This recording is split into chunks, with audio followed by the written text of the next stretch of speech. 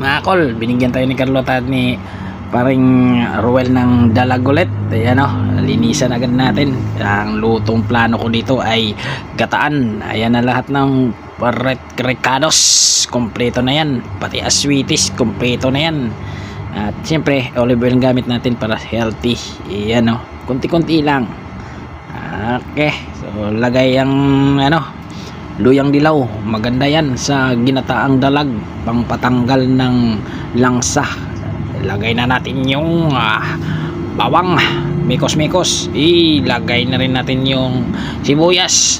Babaan konti natin kasi sobrang init mikos-mikos mga kol, mikos-mikos. Ayan, napasama pa.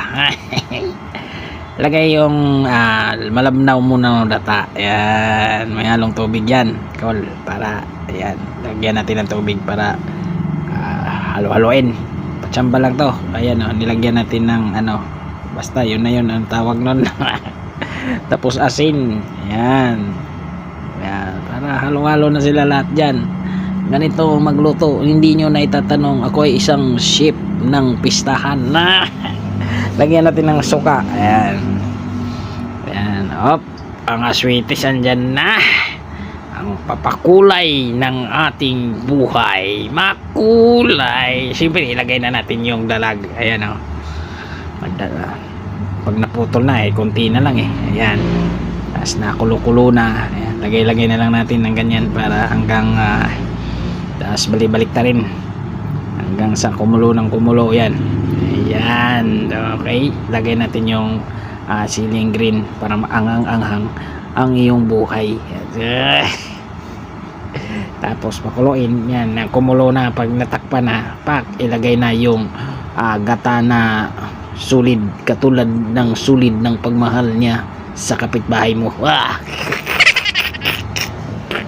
Okay, so mikos-mikos ulit natin.